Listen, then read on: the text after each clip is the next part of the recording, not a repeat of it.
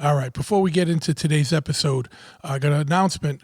Laconia Bike Week is coming up next week. Well, when you're listening to this, I don't know when you're going to be listening to it. But there's two events over at Laconia that you definitely got to see. And this is a big, Laconia Bike Week, for those who don't know, is one of the largest and oldest motorcycle rallies in the United States. This is going to be the 102nd anniversary of it, or the 102nd not episode, but 102nd occurrence of this event. So make sure you make it over to the Laconia Rally. And there's two events you're definitely not going to want to miss. So on Wednesday, June 18th, Deadbeat Customs has a bike show going on over at the Hill Climbs over at Gunstock. You never been to a hill climb, it's definitely something you want to watch. So make sure you make it over there on the 18th. And on the 19th, Big Truth Podcast, myself, and Chopperhead Custom Cycles and Left Hand Collective present the Custom Social, which is a motorcycle show, right? And of course, it's going to be chopper oriented, a chopper show, and also a performance show. So if you have a performance dyno or whatever, you can bring those too, as long as they're fully custom. You know what I mean? Like more went into it than bars and exhaust. Like you put some work into it, made it perform cool, look cool, whatever. But yeah, definitely choppers. So you got to come over there. So the Custom Social, and that's going to happen at Madame Bardello's, Bardellos, and that's right across from the Weirs Beach sign. You can't miss it. And that's going to go on from 12 p.m. to 6 p.m. and then the after party still there on the premises. And yeah, this is going to be, we got a whole movement here in the Northeast where we're going to make a Laconia Radigan and not make it just a meatball rally. We'll make some rad stuff happen there. And that's what the crux of this episode is going to be about. So make sure you tune in and listen to the whole thing. Part one is going to be on this podcast. And the second hour will be coming out live Friday the 13th over on the Lowlife Podcast. So make sure you subscribe to both and like and leave a review and all that stuff. Now, if you want to really support this podcast, you can go over to patreon.com/bigtruth and support the podcast over there. When you go in over there, there'll be all kinds of information and check it out. Obviously, share the show with people and, tell people about it and leave a review wherever you can, wherever you're listening, right? I'm trying to go through this quick so it's not a big, long spiel before we get into the episode. If you happen to be in the unfortunate situation where you find yourself in a motorcycle accident, the first thing you need to do obviously make sure you're okay and everyone's all good and all that stuff, and all that.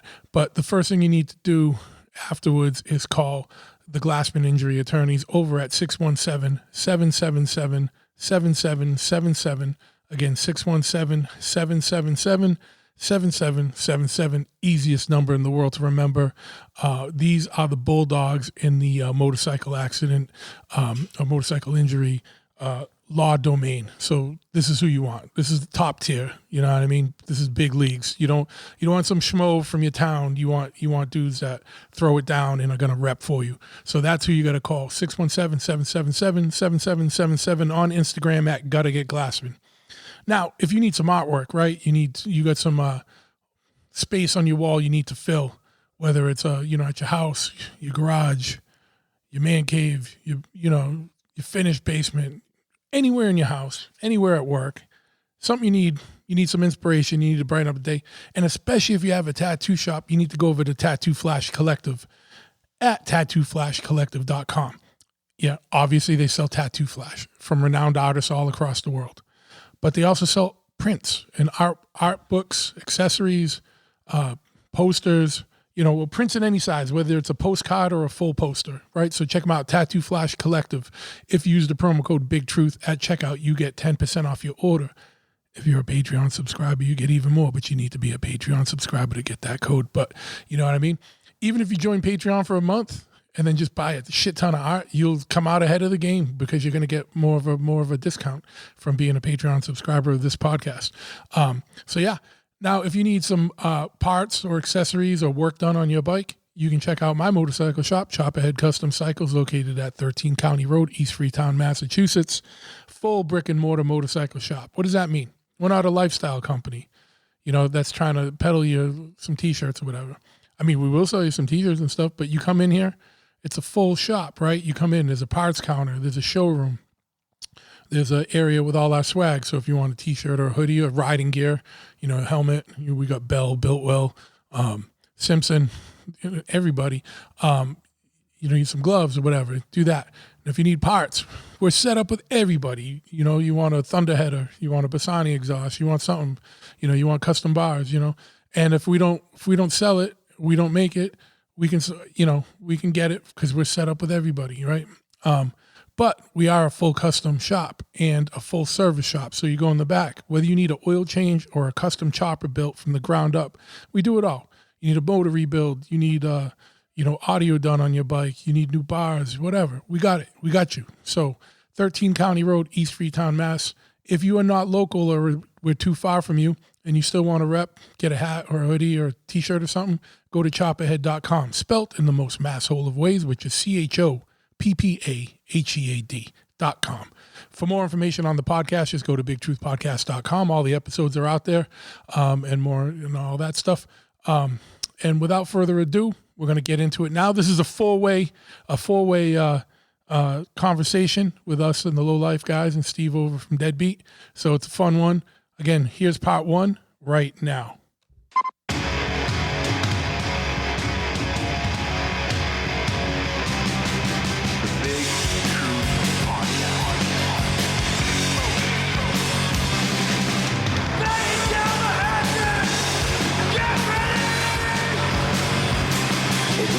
Sequence start. 6, 5, 4, 3, 2, 1. We have a liftoff. We're joined, guys. Here it is. This is East Coast royalty we got here, guys. We got Steve from Deadbeat Customs, and we got Big Truth back. You guys saw the Big Truth episode, and he came back for more. We're sober this time, though, right? In fact, I have a challenge I'm going to be doing tonight. I didn't even tell Dan about this. Okay. You guys might have seen when I blacked out on a bottle of Ocho. Oh, boy. Yeah. The challenge tonight is I'm finishing this bottle, and I'm not going to black out. Oh, All right.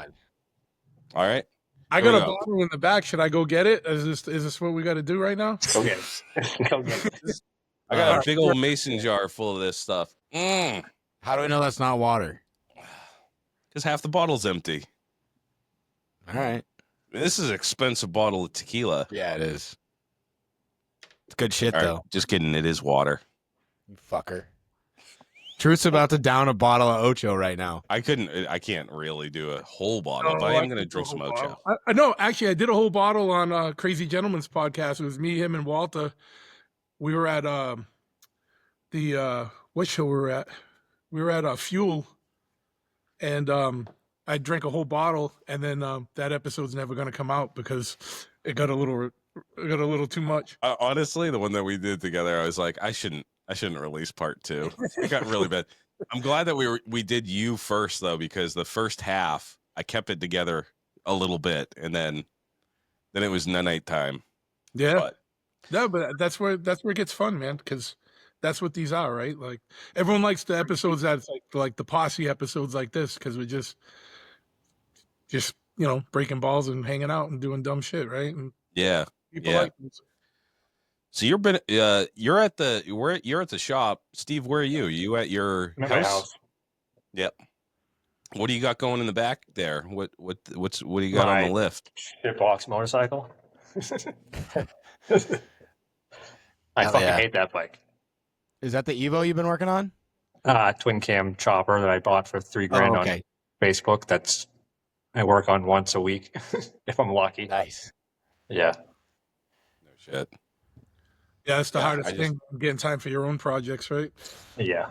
I actually Yeah, took I've been- half the day off this morning. I said, I'm going to work my bike this morning and I'll see you at noontime. And I put the transmission in and I got just about ready to start. I got it on a tender now because it's been dead for quite a bit. So it's on a tender and might be running this week. We'll see. Nice. Hell yeah. So yeah, we wanted to get you both on the show because we were talking a little bit in the intro about this, but my goal for the last few years has been to make Laconia cool again. And a lot of the dudes in this, in the Northeast, they're like, Laconia, they stick their nose up at it. They're like, fuck that. Bought the t-shirt. All the big companies fucking have all the real estate there. But it's getting it's not going to ever be cool if cool guys. Yeah. It's not going to be cool if you don't go up there and do cool shit, Mm-hmm.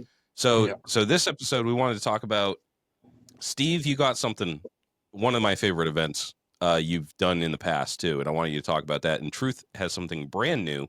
But let's start with you, Steve. On Wednesday, June 18th at the Hill Climb at Gunstock, what do you got going on? We're doing the Deadbeat Invitational, 30 bikes. We split it right down the middle, 15 choppers, 15 performance builds. That's pretty much everything else. FXRs, baggers, diners. We give away 2 trophies, and we invite 30 people over the course of 6 months, really, to come out and tow their bikes. The Hill Climb is one of my favorite events at Laconia every year. It is fucking fun. It's an all-day event. It's BYOB, and it's gotten expensive as fuck though. I think it was $30 to get in last year. Yeah, but you got to do something about that. You got all goes to Gunstock. It's yeah. Yeah, you know what the cool thing is? The Hill Climb has always had the first time I went to Laconia 20-something years ago, they used to have what was called Vintage Laconia, which was like a vintage bike show at the Hill Climb. So it's cool that Steve, that you're still doing a show there and keeping that kind of tradition going, you know what I mean? Of having a rad show outside of the meatball fucking Main Street, you know what I mean? Yeah, it's gotten pretty crazy the past couple of years with East Coastin coming on board and the show I'm doing now. It's definitely become quite this one-day circus. There's a lot to do in a very small area. Yep, for sure. Yeah, dude, it keeps on every year it gets bigger and bigger. Like last year they had the Stunty Boys fucking smoking shit. You got cool choppers and shit. And then in the background, I mean, it's just you don't have to go there in your lawn chair and sit down and with your binocular. There's just weird shit going up the hill every fucking couple of minutes. You're like, what the fuck is that? Is that a snowmobile? Was that a 6-year-old? Yeah. Yeah. The fact that they put a jump at the starting line is yeah. That hill climb's no joke. And they put a kicker basically right off the gate. Yeah. Once you go and walk to the very bottom of the hill and you look up, you're like, holy shit, that's fucking steep. When you're standing way back, you're just like, I could fucking do that. Yeah. Let me hop on my 883. You ever see they're sending all sorts of nutty shit up there. What was that, Truth? I said, you ever see dudes on baggers do the Hill Climb? That shit's fucking ridiculous. No, I haven't seen that. I would love to see that. I've seen a couple. Yeah, it's fucking. I don't know. That's a motherfucker that can ride. Or they did some whatever I don't know what mods they did. Do they make it? They make it up to the top? Yeah. That's wild. I saw one year. I saw snowmobiles doing it. That was fucking insane. That's crazy. I was like, is that sanctioned? Is that part of the show? Oh, snowmobiles doing it on the dirt? Yeah. Oh. Yeah. Cool. That fucking place gets nuts though, because they have when you pull up, there's thousands and thousands and thousands of bikes. Just that entire space fills up in so many bikes. I don't think cars are even allowed. I don't ever see any cars there.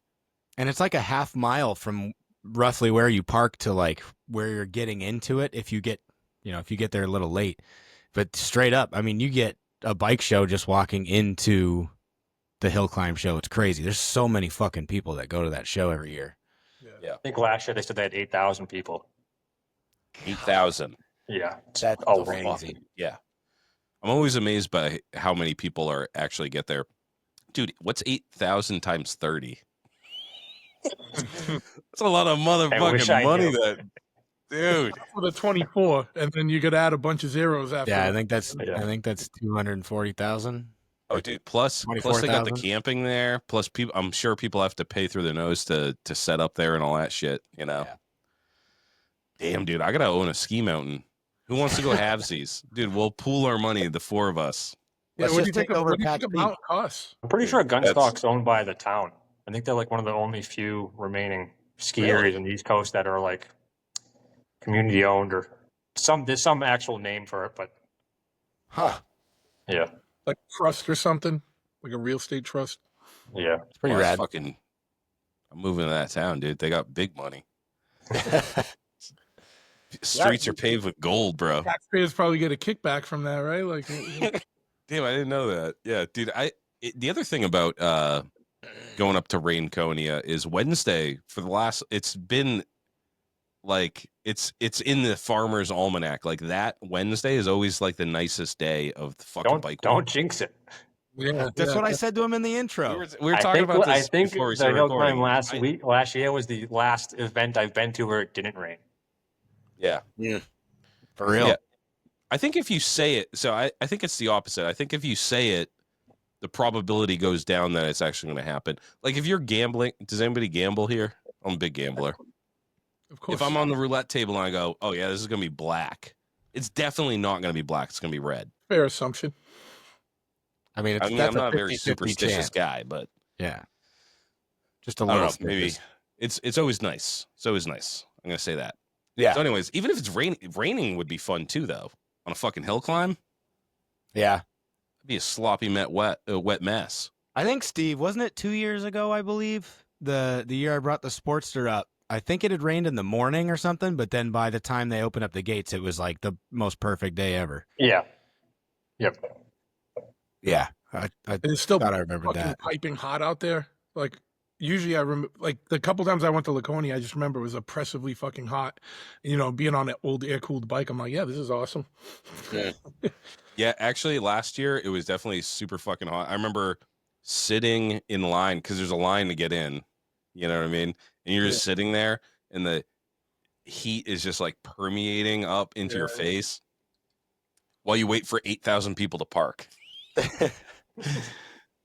Yeah, actually, it did rain last year in the morning, or 2 years ago. I remember it was like where you parked was a huge mud pit, so people were pulling in, and everybody's like slipping and sliding and shit. Yeah. It's fun just to park there. There you go. But the BYOB, that's huge. That's a lot of fun. And they sell, there's like a convenience store at the top of the hill. So you can, if you go into like one of the tents where they're selling like fucking Twisted Teas or some shit, you're paying $8 for a can or whatever, but you can just scoot on up to the convenience store at the top of the hill. And they'll, by the way, they give you, they have golf carts and shit, and they give you free rides. So if you're down at the bottom, you can be like, yeah, I want to go to the convenience store. They'll zip you up there in a golf cart, and then you buy a bunch of 12 packs, and then they'll bring you back for free. And you get to ride on a golf cart. It's a rad event all around. It's super fun. And usually where Steve has it all set up is in the shade for the majority of the day. True. Yeah. Last year I saw a gnarly dog fight, though. They have a little dog park there. Oh, wow. I missed that. Where people Yeah. did you bet on it? There was this girl, dude. This girl was dude, she was like 65 pounds. Like she was tiny, and she had this humongous fucking like mastiff or something. Yeah. And yeah, some guys like corgi or something was walking in there, and this thing just clamped down on its neck, and she could not do anything to stop it. Damn. Yeah, everybody like 12 dudes like ran in, and then they ran in like all heroically, and then at the very end they were like, "It's a big dog." Yeah. No one had the wherewithal to do the finger in the butthole trick. That's... Oh, dude. So I don't know if I would. I just know my dog. I wouldn't have done it. If it was I think my I'd rather dog, stick. yeah. I think I'd rather get bit. Yeah. Does that actually work? Allegedly, I've never had to do it, but allegedly that's how you stop a fight. Because if it doesn't work, you're gonna look real Think about it foolish. this way, bro. If you had Stop someone you wrapped from up, fighting. What do you mean? I was just going to say, would it work on you? Yeah, it would work on you. If you were hemming some dude up, all of a sudden there was a finger in the butt, you'd be like, "What the fuck?" Yeah, dude. Kind of shake That's you actually a out, good point. break the little C in red, you know. Yeah, dude. My old lady will poke me in the asshole on my way up the stairs, putting the kids to bed or whatever, and I jump through my fucking skin if I'm not expecting it. Nobody expects it. Dude, I've been in a handful of fights in my life, and that never crossed my mind. I was never like, protect your butthole. Yeah, you might get the Oklahoma hook. That's good. Did you call it in a street fight?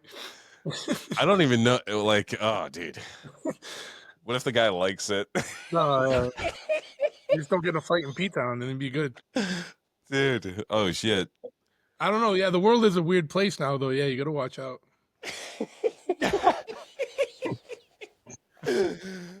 Oh, dude. Yeah, that would definitely stop a fight. Probably it would start another one. You know what I mean? It would temporarily stop it, then it would be like, what the fuck? And then it would be like, what were we fighting about again? Now we're fighting about this. now we're fighting about something more serious. All right, so so we're gonna be up at Gunstock on the 18th, faux show, and that's one event that I never miss, and super good time. So definitely get out there this year. It's open at 9:00. Trophies get picked around 2. They start racing right at 9, and the place will be jamming probably by 10. So the show coincides like completely with the climbs. Yep. You said 9 to 5. They're doing this stunt show again this year? Yeah, East Coastin puts on 3 shows throughout the day, or like, I don't know, 10, 1, and 4, or something like that. But yeah, second gates open to the public. They're racing. I mean, they're racing right at 9 a.m. Yeah, the stunt show gets fucking packed too. So if you want to get a good seat up front, dude, they're encircled by. I mean, you heard there's 8,000 people there. At least 4,000 of them are around this fucking stunt show, dude. Yeah, Especially because they do it like in an intermission. The stunt guys the East Coastin crew just does their thing when the hill climbs are in between, whatever they are, in between classes or whatever. So they give it a chance. Everybody can go and look, and it's nuts. Yeah. That's right, because it just keeps like things moving. You know what I mean? Like you don't have to pick what you want to see. Yep. And if you guys used to come to Chophead Bike Nights, now you got to go see the stunt show over in Laconia because there's no more bike nights because of the town shut you down, Oh, right? really? Yeah, man, they came at me hard last year because the stunt kids were going wild. No shit. Do they just send you an email, or do they show up there like in their fucking pleated khaki pants and shit? No. Like the police showed up to the bike nights. Oh, fuck. And then they were chasing the stunt kids, couldn't catch the stunt kids, so they just came at me, But, like a lady had complained to the town, so they came at me at 2 fronts. They brought me up on bullshit criminal charges, and then they had the town was trying to come at my license and stuff, so I had to have like a business lawyer and a criminal defense attorney in October, you know what I mean? Which was, all my get through the winter money went to that. Yeah. Dude, But, Not fun. I didn't know that's fucked. It's the joys of owning a motorcycle shop in New England. I asked my town about doing a bike night, and they're the same thing. Oh, you need to go in front of the town to present it. You need a permit. And I'm like, forget I even asked. Yeah. So we were doing it 9 years. There was never any issues. And then now if I want to do it, I need 2 police details, porta potties, sign off on giving away free pizza from the health inspector and blah, blah, blah. It would cost me $1,500 to do a bike night. And I'm like, shit's for free. I can't do that. It's wild. But that's another story. Yeah. But It's so lame. yeah, It's so lame. it's wild. You try and do cool shit in New England and you get shut down, That's so lame, dude. I hate the war on fun, like There is a war on fun. everybody's like, that's against the law. It's like, whose law? I didn't vote on that shit. Absolutely. Yeah. If someone gets fucked up, like nobody's gonna I don't know.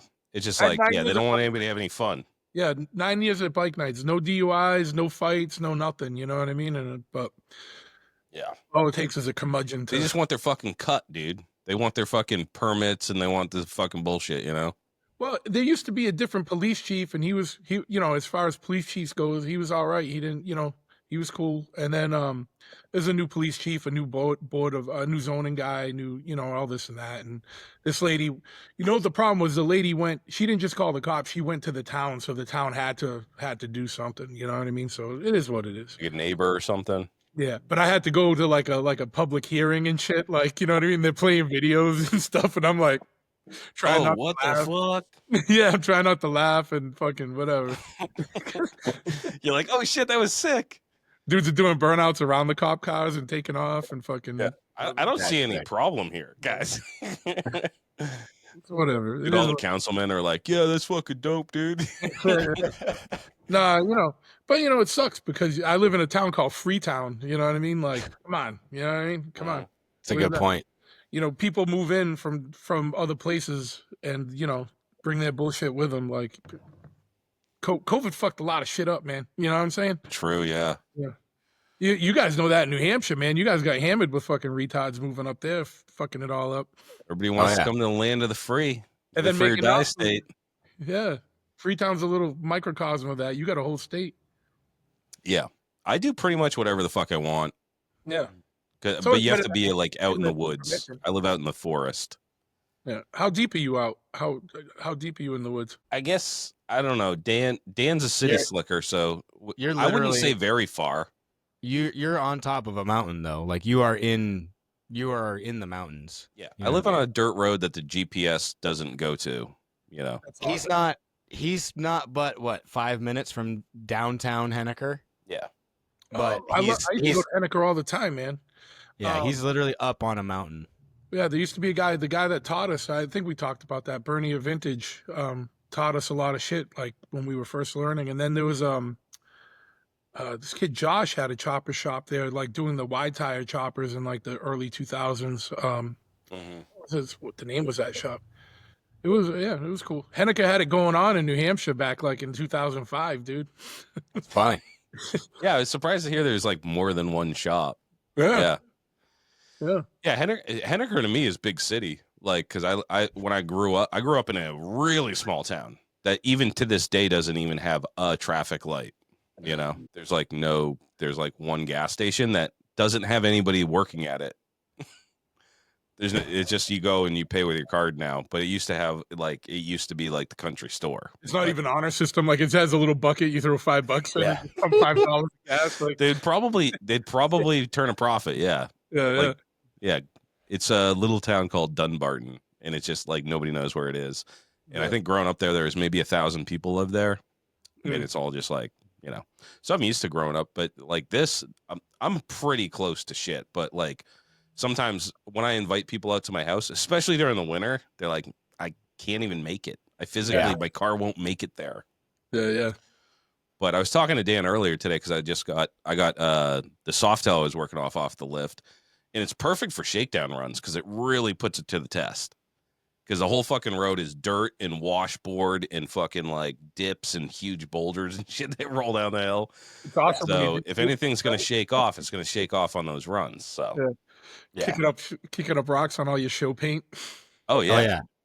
Yeah. No I've taken my 3-inch wide Sportster through there a couple times with the Bone Orchard Springer and the hardtail, and I've gotten like they're not ruts, they turn into whoops. Like it's a rhythm section on a fucking motocross track. It's brutal. Yeah. Oh shit. It's fun. Yeah, it is fun. I feel it. Yeah, but the paint. I don't even once it's built, I'd never wash my bike again because it immediately just gets fucked up. And yeah, dude, like riding down the road, I just hear like ping, ping, all the gravel and shit just bouncing off the fender and shit. Oh yeah.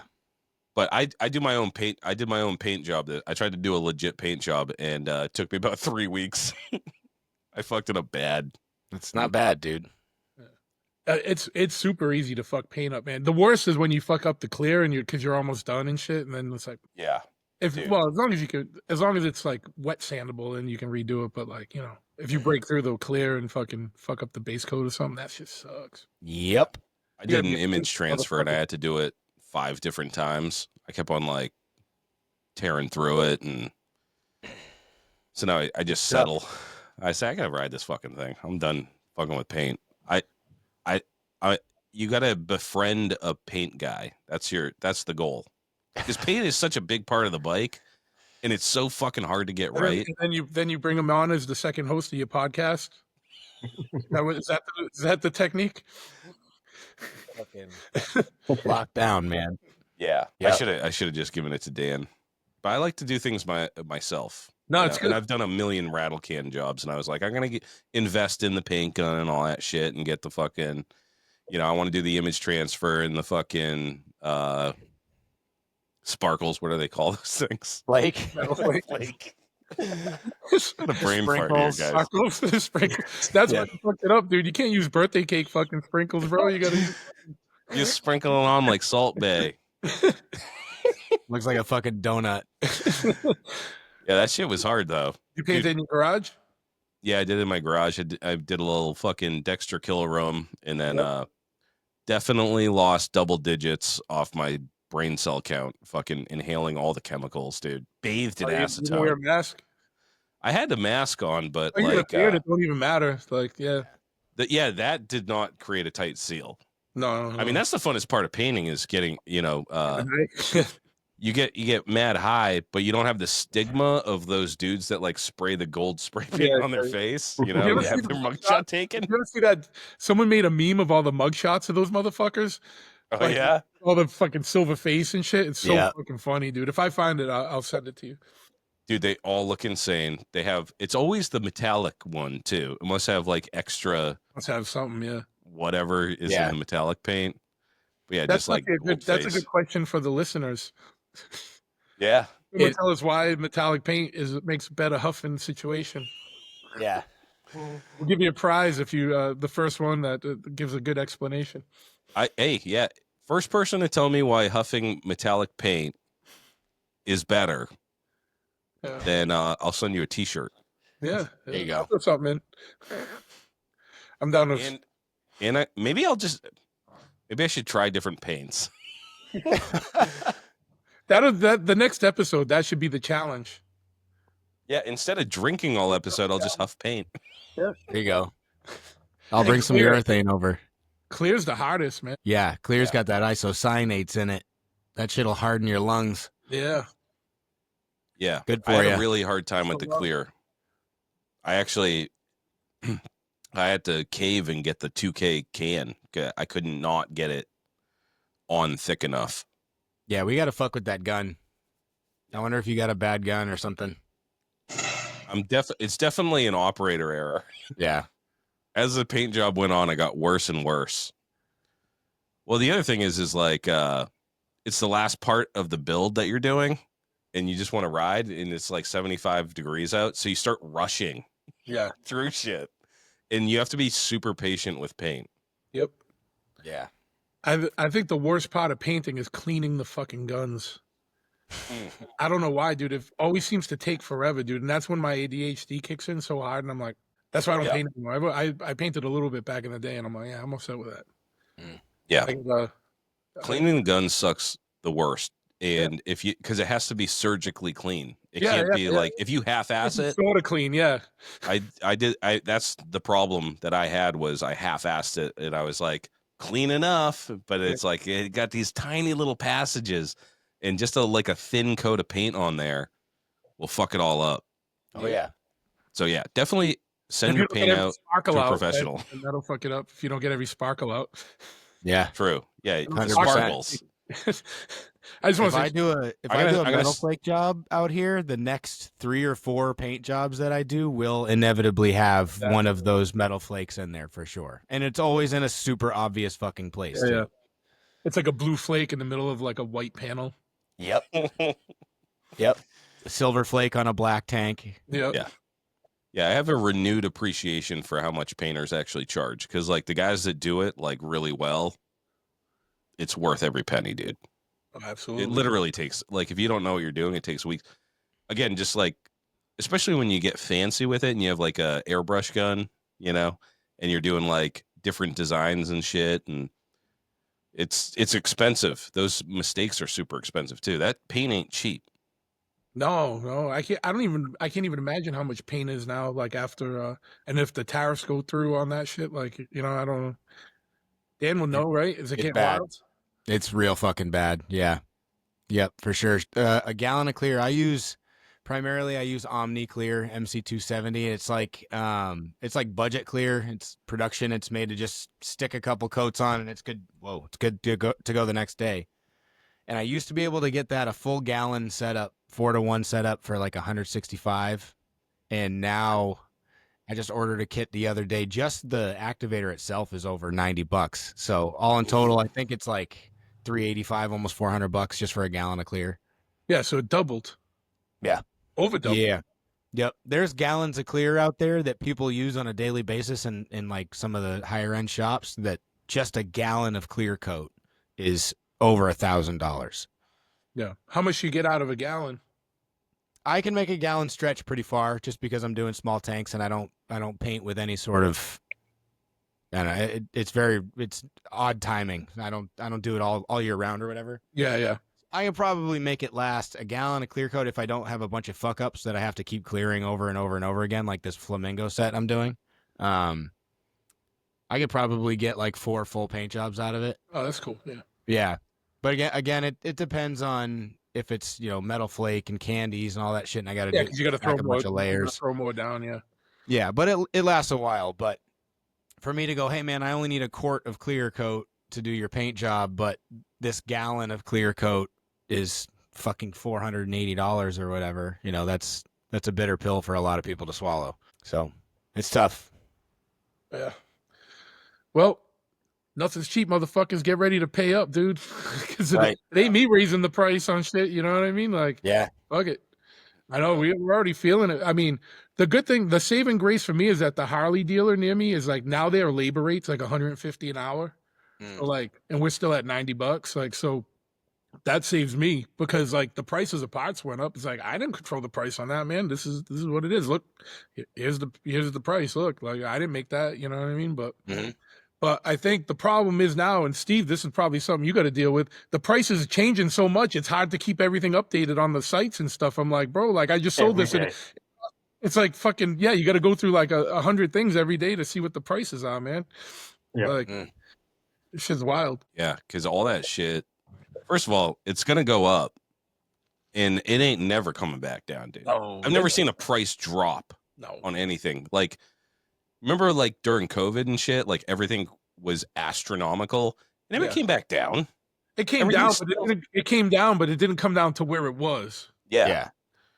They're like, oh, that's the new normal. You know, like this is what the market threshold will fucking allow. Like people will still pay this much for this. Yeah, but they're not counting that people had an extra $600 a week when they were buying all that dumb shit back then. You know what I mean? For inflated prices, like. Yeah. But when the government was just giving money out to everybody, but yeah, man, it's wild. I don't know where shit's going, dude. Like, yeah, I'll have customers call me for price quotes, and I'll look it up, and I'm like, oh shit, wasn't that much last time I checked. Yeah.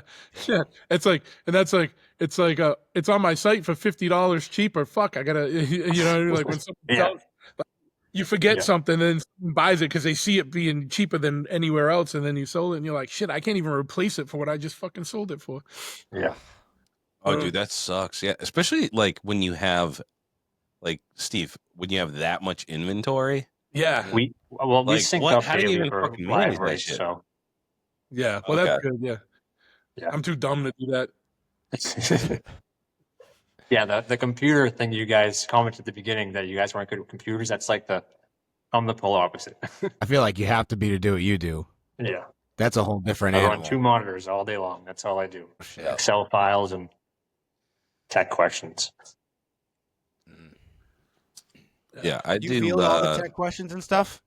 Yeah, that's awesome. No kidding. You must get some time bandit motherfuckers. Yeah. Shit, dude. I can't. My tech is like, oh, you want to know something? Come by the shop. I'll take all the time. I ain't doing it on the phone. Click. I hate the phone. I hate it. I know you deal with it. You know what I mean? I know, but it's just. Yeah, I wear a headset for 8 hours all day long. Yeah. Holy shit. That's brutal. Oh shit, I didn't know. Like, I didn't even expect that. Like these days, I just expect that nobody has, because if you need some help with YouTube or Instagram or whatever, you're fucked. There's no fucking phone numbers. You know what I mean? Those emails are black holes. And a lot of those big places are like that. They're just I like, fucking hate about the motorcycle industry. Just call me. I'll answer the phone. You want to know what you need? Just call me. I'll price it out for you. Yeah.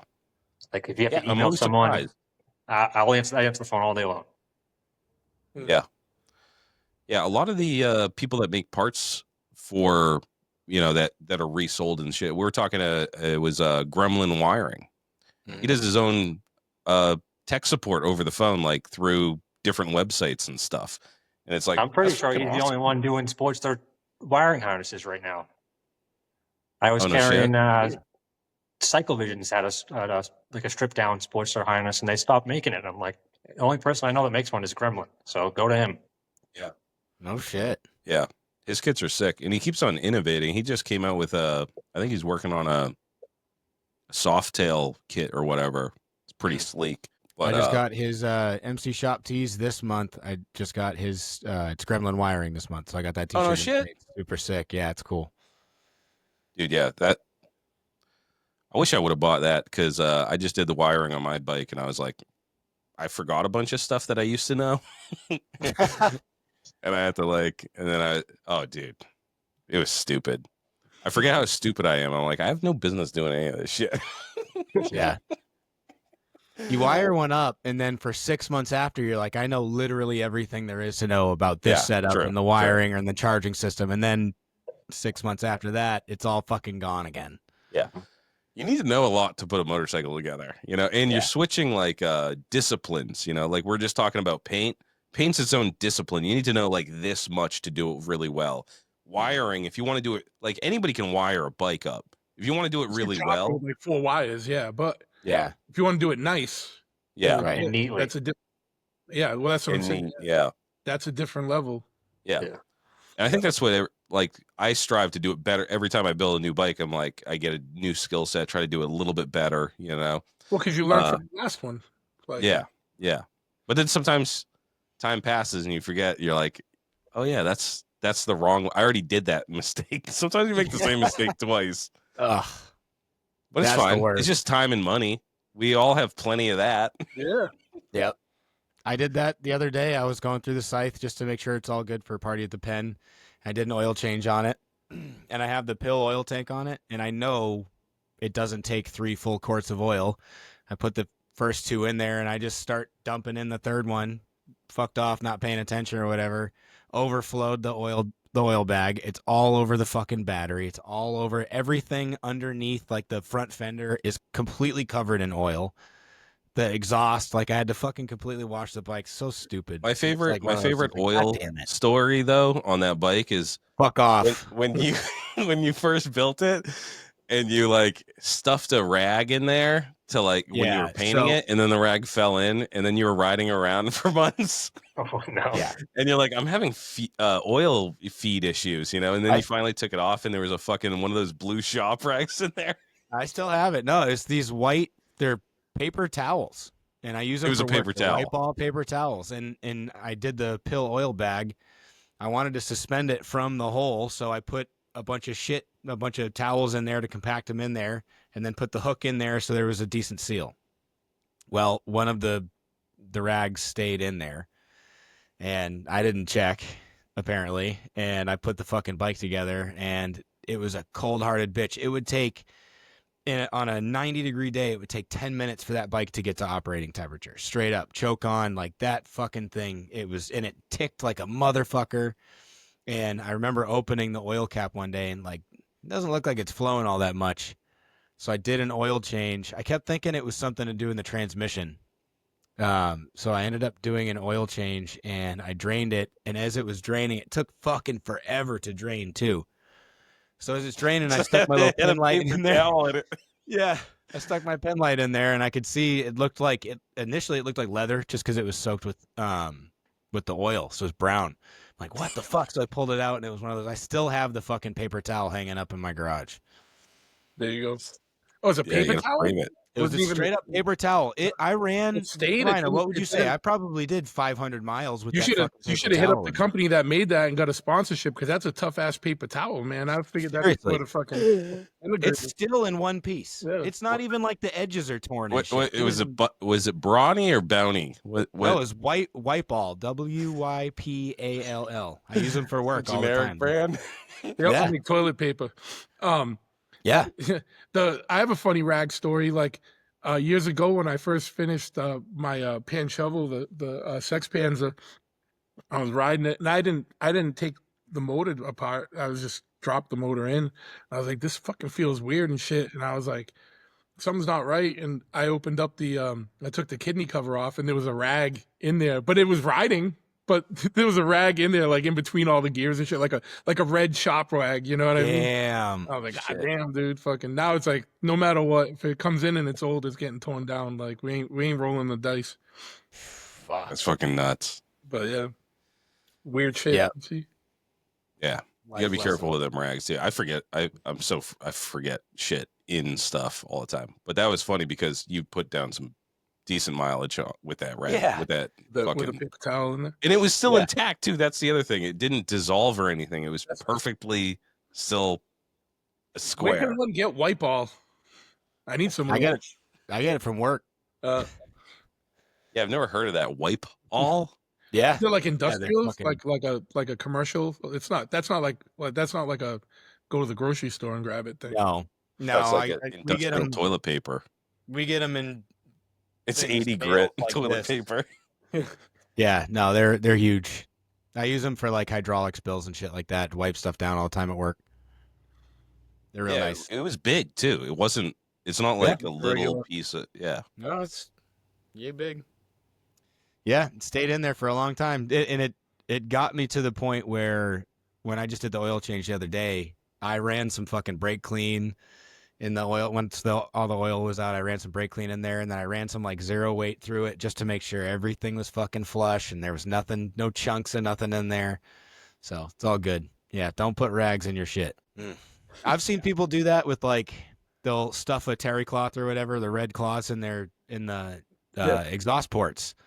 And then they stuff them in there far enough they don't see it, and then they put their shit together, and as soon as they start their bike, it's just fucking boof, fucking two like sharded up terry cloths come out the back. Yeah, when we get a bike that comes in like a customer bike that looks like it's been sitting and is gnarly for a while, we always the first time we fire it up, we won't we'll make sure nothing's behind it because I don't know how many times like rodent nests and dead things come out. Hay shoots out of the exhaust. Hey, yeah, fucking bedding for like fucking some kind of vermin. Fucking Yeah. Oh yeah. And then Yeah, I you- was doing the rodents, dude. I did some. I used to do vapor honing, and it was actually Loctite. He had a shovel bottom end, and I cracked that bitch open, dude. And on the crank was a full out nest, like from a squirrel or some shit. It had corn in it, dude, like a bunch of corn kernels and shit. Yeah. It looked great from the outside, and you crack it open, and it's just like dragged a bunch of corn. Dude, there was so much corn kernels. That's the bottom dude. end that's the bottom end I inherited, right? Yeah, You fuckers. I cleaned it out. Yeah. Thanks. Like a whole cob in there, dude. You vapor honed Yeah. it, man. It's good. Yeah. Got to What polish. did I call it? I called it the pop shovel or some shit, like Orville Redden Popper. I don't know what the fuck it was. I don't even know where that. Do you still have that? No. Okay. Nope. She gone. You don't vapor hone anymore? No, I was doing it for a couple years, and once I started doing the show, I'm like, I don't have fucking time. I don't have time for this show and vapor honing and everything else that I'm trying to do, Yeah. So I do I'll do it for friends or for myself, but I built quite a few vapor honing cabinets, and at one point I converted this it was a 6x5 Trinco cabinet. It was fucking huge, dude. It had 2 bays, and I was doing frames and like all sorts of shit. But then I was like, I kind of want the garage space back because I have like a 2-bay garage, Yeah. and this fucking thing took up pretty big footprint. And so I built a smaller one, and then I was just like, the money's not really there to do that as a standalone business, like for the amount of effort that goes into it, because people just drop off. Like if I was doing engine rebuilds and stuff, I would do that like as part of the service, Sure, yeah. Yeah, but just doing that alone, and I'm not doing engine rebuilds, so Yeah, It was kinda like- I have like the high heat one and then the vapor hone machines, like the high heat degreaser. Yeah. They come in handy, but I started like a side business of it, but it's not I think if you were like in California or something, it would do really well. But like Yeah. I know years ago that the reason why I got into it was like Chopper Dave was telling me about it, and he was killing it with that. I don't know if he still is. I haven't talked to him in a while, but you know, where there's like more of an industry around motorsports, like I think you could do really well with it. But out here, it's just kind of like, eh. Yeah, I think it's only good for some stuff. Like if you're working better on on aluminum. aluminum, Yeah, like engine components and stuff, and there is a place for it there. And Kenny's House of Horsepower, he does like really nice engine rebuilds out in Phoenix and shit. And he vapor hones stuff because you can't beat the finish that you get. No, Like once you see an engine that's like, Yeah. but it's not good for. I didn't find it that great for steel, stuff like that.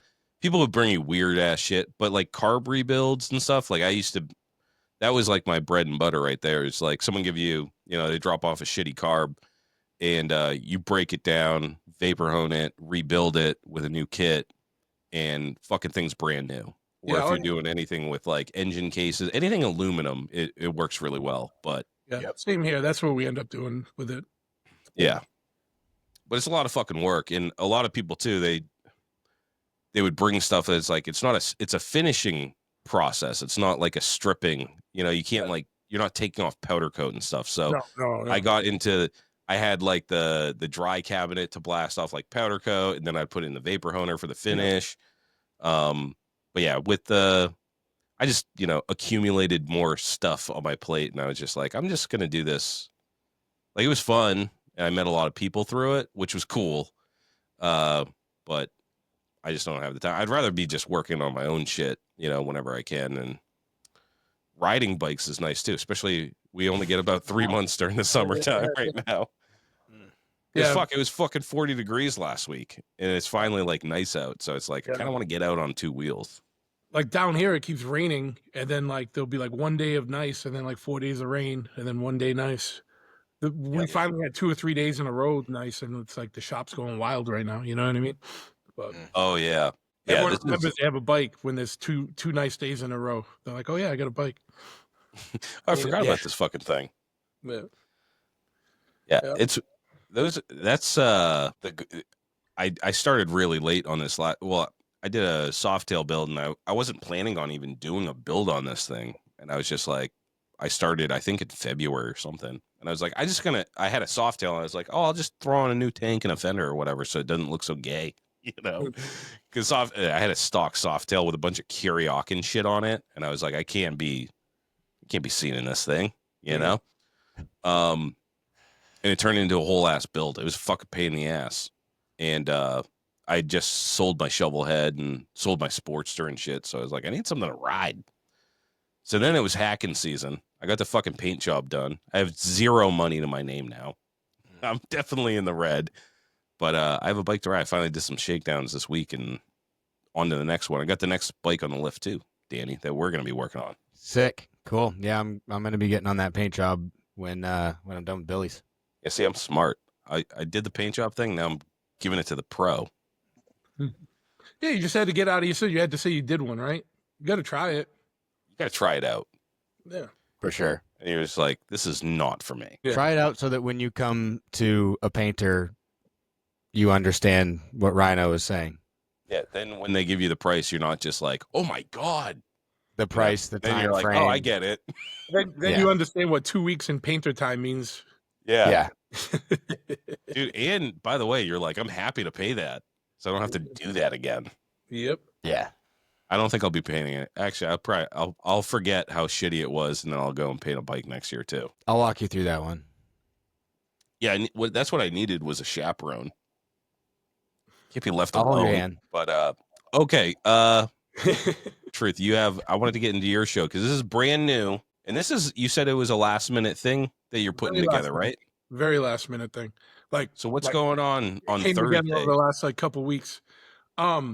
We're gonna be doing it's a new venue called Bardello. It's located right across the street from the Wares Beach side. So it's right there, right at the beginning there, right? And we're gonna do a small curated show that you guys are in, right? small curated invited builder section, very small this year. And then the rest is going to be a ride-in show. And, you know, much like Steve's, it'll be choppers and performance bikes only. And if you have a street glide with meat hooks on it, that's great, but that's not part of the show. It's not a performance bike. Just tell the motherfuckers now, not that they're listening to this. What if you have a whip that hangs off your handlebar? Well, depends what color the whip is. I actually have one of those whips because I ordered something from like JP Cycles one time, And they like sent a jet, like a S&S jet or something, and then they sent me this whip by accident. I was like, I think I got the wrong package, dude. Did you keep it? Yeah, they said just keep it. They Oh, said that's we'll cool. send you your fucking jet kit and keep the awesome whip. So I have that just kicking around the garage. Yeah. That's sick. All right, so with the show, and shout out to my friend Jenny who brought me in. So her friend actually bought that venue, and she's in charge of all the activities that are happening over the week at that venue, and so brought me on to curate this bike show, and so this is the first one. It came together fast, so it's a real fast and loose one. It'll be fun. But, you know, this will be the one we use to, like, get the lay of the land and work out the kinks. And then I'll have a whole year to really get a good one going next year. You know what I mean? So, you know, it's going to be small, fast, and loose on this one. But, yeah, registration, if you want to be in the show, the ride-in part, which is what the major part of the show is between 12 and 2. Show's going to 6. And then after 6, there'll be an after party there on the premises. We'll have to move the bikes that are in the show, but there will be guaranteed parking for you. So, the other good thing of it is you have parking right there for the whole day and into the evening. So, you know what I mean? You don't have to worry about, you know, at 6, people are going to have to move their bikes, but it's going to be to another section of the property. So, you know what I mean? It'll be a cool situation. There's bands and stuff. We got Lenny Lashley performing at the show, and then the after party, there's a bunch of bands, and I'm not being a dick, but I don't know who the bands are. You know what I mean? I feel bad, but you know, it's just like I said, this is fast and loose. My job was to curate the bike show, not the entertainment. You know, I got Lenny, but that was about it. But yeah, it'll be a good time, man. So, you know what I mean? It'll be real organic, real fun, like ground up type stuff. So, you know, obviously everybody's welcome to attend, and it'll be a good time. Yeah. So the new venue, did they just open? Are they even open yet? They're not even open yet. They'll be open. They're not even open yet. Okay. They'll be open at Bike Week is like they're opening. Okay. Yeah, because I Googled it and I was like, I don't see this place. Yeah, I'll give you the address. Like it's on the flyer, 70 something, whatever, you know. 70 Endicott Street. 70 Endicott Street. Yeah. But it's it'll be cool because also they have access to, you know, the drive-in theater. Mm-hmm. They have that as well. Oh, no Drive-in kidding. Theater? Yeah. Is it? When Is is it that? where the building burned down like 5 years ago? Did they put a new venue there? Right It's before like- the hill it's like- where the drive-in theater is? Yeah, it's right near the drive-in theater. Like it's like there's a restaurant there too, I think. Okay. I'm trying to remember. Like a clam shack or something. It's like in prior years the area they called it like Chop Shop something or other. You know, I don't know. Full disclosure, I haven't been to Laconia in like a fucking since like 2000 something, you know, like early 2000s. So, you know, I don't know the lay of the land. Like, so I'm gonna go to your show Wednesday, and then that way I can be there, and I'll be there early Thursday to set up and help set up and stuff. But that'll be my first time being on the property, you know, ever. So Cool. it'll be a good time, man. You know, like, and it's like it's cool because they're back to back. You know what I mean? It's like doing rad shit at Laconia, like, you know, making Laconia fun again, you know what I mean? And not just fucking, you know, what it's been, you know? Like, I think it'll be a good time, you know, and we'll get more. Gotta take it back. Yeah, take it back. Get more. Take it back from the corporations. Yeah. Get in a fight with the cops, dude. Do Yeah. it old school. I'll give you a There's fucking t-shirt plenty if of you do. I might. I just might. I got a place, dude, right? I know. By the way, the other excuse. I'm not putting that out as an open call. The other excuse everybody brings up is like, you can't get a place in Laconia unless you book, years in advance. It's like, dude, I called yesterday. I got a fucking spot, you know? Yeah. You can get a spot. There's spots available. I got a spot right by the Weirs Beach sign, so I can stumble into the show and stumble back if I have to. Hell yeah. What did you get? Like a Airbnb or something? No, it's just I think it was a cottage. So like a cottage. And it was cheap, dude. It was $200. Damn. Yeah. Then we're all crashing at your house. Yeah. Mhm. Open. Hey, they have a pool too. In ground. Really? So after the after party, stumble back to Rhino's pad and let's get kicked out. Fuck, I might be taking Friday off too. Yeah. Come to the show, be cool, and you might get an invite to the after party at Rhino's. After party, yeah. We'll have a secret handshake for the cool dudes. Yeah. Yeah. I feel like I should be putting my pinky up after the fucking shithole I booked for Ohio for Party at the Pen, dude. $50 a night. Have you ever even heard of anywhere that cheap? When you get out to that side of the country, like to that area, I don't think that's like unreasonable. $50, dude. I haven't stayed in a hotel room for under $100 in a long time. Yeah. I've stayed It's going in to be a some little rough bit ones. dicey. Being on the road, What's I've that? definitely stayed in some rough ones. Oh yeah, dude. You should do a little do an episode from the hotel. I'm going to. We're I bet gonna there's going to try be some and characters working there, dude. yeah, we're gonna try and do some. We'll shit interview whole the time we're front out there. desk person, you know, Yeah. or some of the people that live at the motel. Yeah. How long you been guy- there? Yeah. You should ask what the week rate is or the month rate. Yeah, If it's 50 or the bucks hourly a month, rate. Get it $200 That's- a month. That's when you know that you're somewhere awesome. Is when it's like rent a room for a night or forever, you know, and they have the long Or term never stay. leave. Yeah. What's that place on Bridge Street in Manchester? It's like stay for a night or forever, and it's like, Cadillac. dude, dude. My uncle used to live It there says stay for a night or for a lifetime. for a lifetime. I saw recently, I think it was last year or something. Somebody got that tattooed, and that's fucking the coolest townie Oh tattoo ever. fuck yeah, dude. Yeah, I think it'd be cool to like live in a hotel for a couple months. Like just you have like someone cleaning your shit for you, like fucking, you know what I mean? Like I did it when I was in the military. When they sent me out for training and shit, if I was out there for several months or whatever, if I was doing an ARC V tour or whatever at a different base, I stayed in a hotel for months on end, and it was fucking awesome. It was always the extended stay hotels too. yeah, So with you have like like your own kitchenette little and everything. kitchen and and all that shit. So it was pretty sick.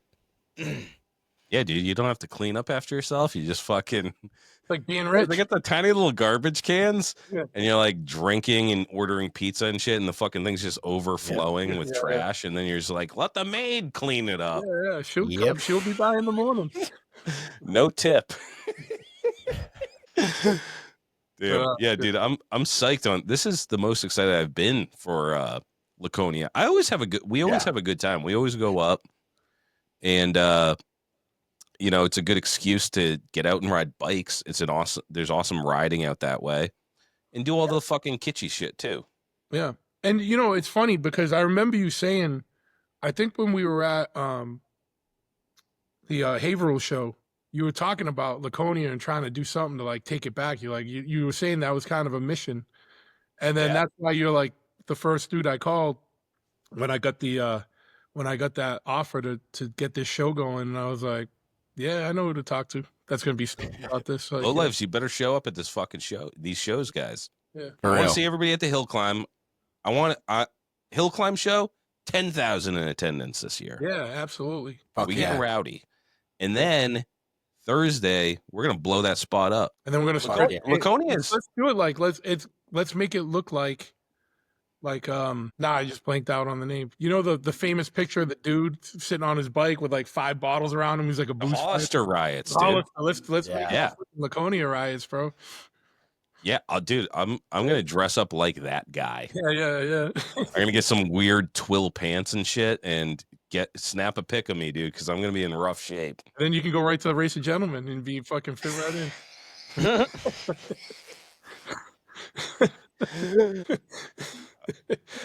Ladies and gentlemen, yeah, dude. Hey, I've never been to that show. I It looks took my fun. mom to the Race of Gentlemen. She had so much fun. My mom and Oh, my aunt were imagine. shit-faced the Race of Gentlemen.